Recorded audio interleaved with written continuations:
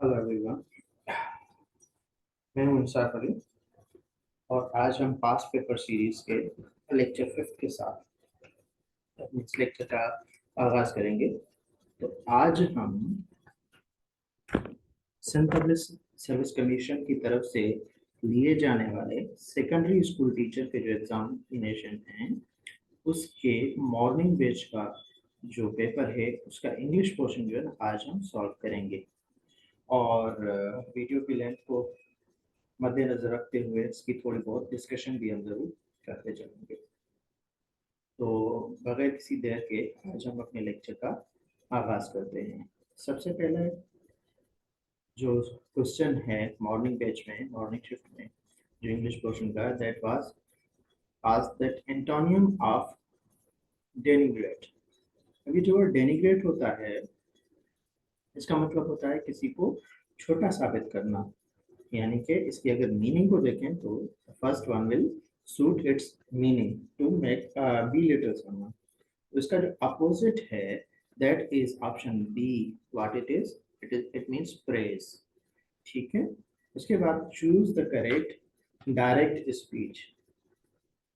अब जो second sentence है इसमें एक सेंटेंस है the traveller inquired to the farmer if he could tell him the way to the nearest inn. तो इसका करेक्ट जो ऑप्शन है करेक्ट डायरेक्ट स्पीच है वो क्या बनेगी? It will be the option C. What it is? The traveller said to the farmer comma inverted commas can you tell me the way to the nearest inn? So option C is the correct answer. उसके बाद question number 3 है meaning of the idiom phrase to end in smoke. मतलब कि बिल्कुल ऐसी चीज जिसका कोई भी रिजल्ट ना निकले। तो इसमें जो करेक्ट ऑप्शन है टू ड्यून वन सेल्फ। तो ये जो है ना इसका करेक्ट ऑप्शन या करेक्ट आंसर होगा इस इडियमेटिक फ्रेज की मीनिंग के हिसाब से। क्योंकि first option to make completely understand irrelevant, to excite great applause बिल्कुल irrelevant, applause is something for positives, लेकिन टू एंड इन स्मोक का मतलब नेगेटिव में आता है बिल्कुल खत्म हो जाने के। तो overcome someone means to conquer someone ये भी इससे रिलेटेड नहीं है। ठीक है। उसके अलावा choose the wrong spelled word. अब जो फर्स्ट वर्ड है ए इंडोमिटेबल दैट इज करेक्ट, इसकी स्पेलिंग बिल्कुल करेक्ट है।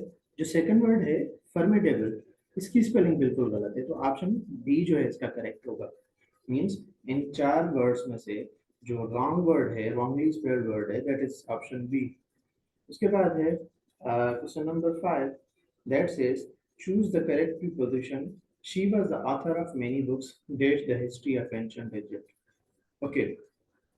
तो यहाँ पर जो करेक्ट ऑप्शन होगा option C about the history of the ancient Egypt.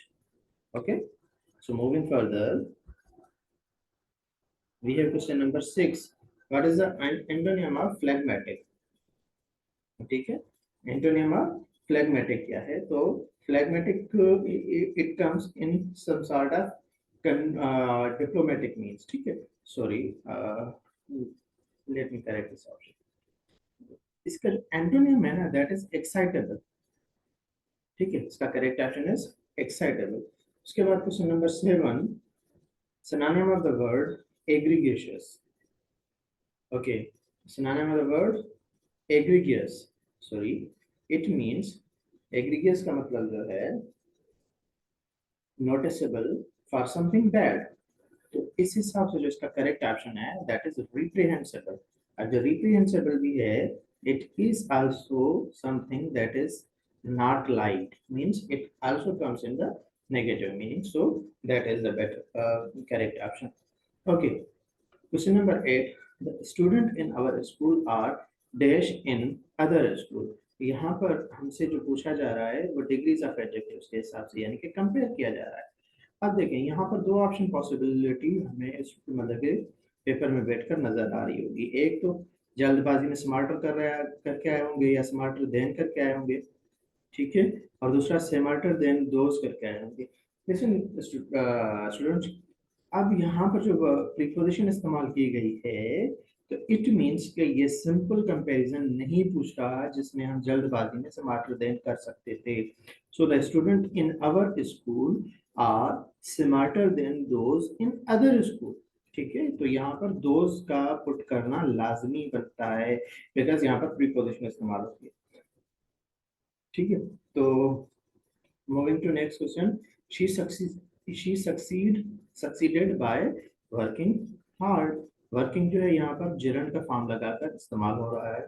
उसके अलावा क्वेश्चन नंबर 10 है most of the guests arrived by bus, so by preposition will be the correct answer. Question number 11, choose the correct preposition. I forgot my phone on the bus. ठीक है. अच्छा, एक और चीज मैं आपको बताऊं जो मोर करेक्टली फॉर एग्जांपल मोस्टली हम यूज करते हैं वो ऑन करते हैं. जब दोनों ऑप्शन इन एंड ऑन मौजूद हो तो आपने ऑन करना है. ठीक है, और अगर ऑन ऑप्शन कहीं पे मौजूद ना हो सिर्फ इन हो तो इन द बस भी पॉसिबिलिटी बनती है, लेकिन जो वाइडली एक्सेप्टेड है that is on the bus. ठीक है, so in the bus can also be the correct answer और जो ऑन द बस है दैट इज मोर करेक्ट. ठीक है, क्योंकि इसको वाइडली तौर पर एक्सेप्ट भी किया जा रहा है और यूज भी किया जा रहा है. उसके बाद क्वेश्चन नंबर 12 है हमारे पास.